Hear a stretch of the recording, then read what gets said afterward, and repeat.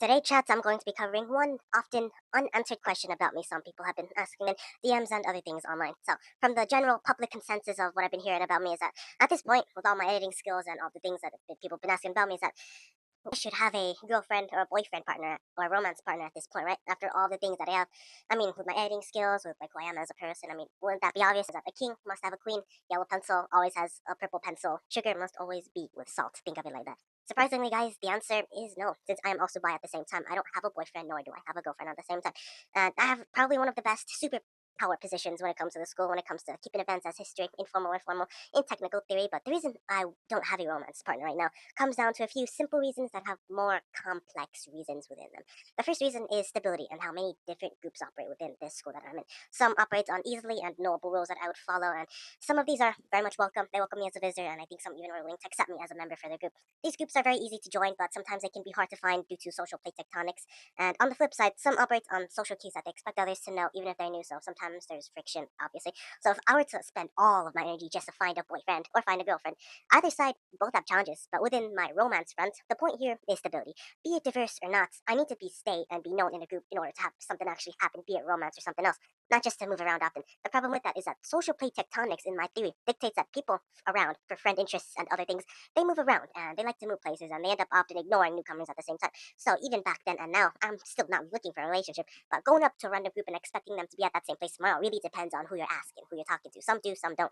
I'm not even able to do things outside of a relationship's nature, such as like building a friendship, because people keep moving around, even neutrally, with their own interests. So when I'm not let known on the hook, eventually released back into the ocean.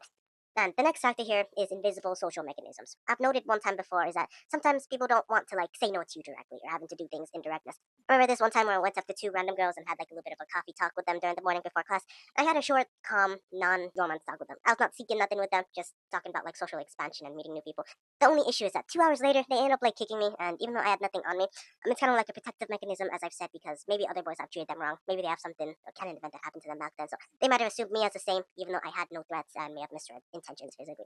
That also blocks my way because typical starter conversations that you would assume go in a typical way, be it boy or girl, usually go well and they go fine for most. But though awkward, it gets wasted because some other people do have mechanisms and it does end up getting expressed in this manner. So we don't end up finding other people to talk with, even without romance ideals. The next factor here is closed off friend groups. This is the easiest one. So for some friend groups, their dynamics already closed off, whether that be from middle school or during the beginning of the year. So I'm not able to join at all whatsoever because they already set themselves up before everybody else tried to join.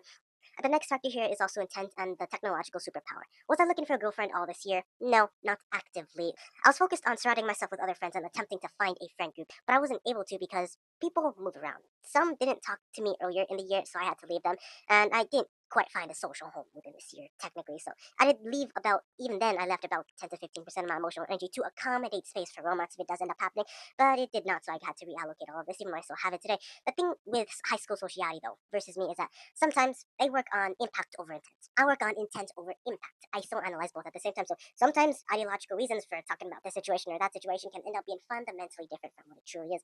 What I find interesting, they might end up finding creepy at first, but then you might come to the same conclusions after debate. It's amplified again because the plenty of friend groups in high school, I work by documenting and learning myself because I'm already confident on camera entertainment skills like these. In primitive sense to other groups, I guess, it's like a regular human meeting a regular human with a jet. Not powerful, not to destroy anything, but enough to leave a trail. At the same time, is that I'm also breaking a lot of the unsaid social rules within the school. The thing is that I don't do these videos for getting a romance partner, have people understand instantly. I do it to serve history, not to understand myself. Like the unsaid sociality rule of school always says like not to be vulnerable or not to look stupid and like don't show emotion or this or that. But the thing is that when it comes to unsaid social rules, these rules need to be broken for me to truly grow because I need to know about it in the first place, and then eventually we can keep on going. The thing is that in this high school, relationships also happen in various different ways. Some people may be in good classes where they find people that they like. Okay, maybe they have like good interests, and maybe a relationship ends up happening. Some people may be only in a few classes where they still might find someone they like, but they may be completely different tables. Some may never meet their matches, truth be told, in high school in the first place at all because of the classes that they're given. What works here in this class and group may not work in the other sector of the school. Some ask out others directly and it works, and some may never find a date at all within the school. So there's more factors, as I say, but I outlined these physically as the main ambiguity points about how relationships work. So how each one forms is very much unique. Even though I admit I'm so shy and I struggle with like hesitating to talk to new groups and I'm so scared, maybe there's still people who I'm looking for next year. Maybe like luck comes my way and then I actually find a friend group next year that comes from a class I'm in. My goal right now isn't romance, and it hasn't been romance for quite a long time, and I'll achieve it soon, and I definitely will. And even though these failures have been committed by me before, think of the months before I date as a song. Think of it lyrics before a beat drops. Every minute an improvement is done leading up melodies and lyrics before a song makes the beat drop. Think of it right now is that within the personal life and the public life, these will house the places not just for relationships, these will also house friendships of varying levels, even it already does today.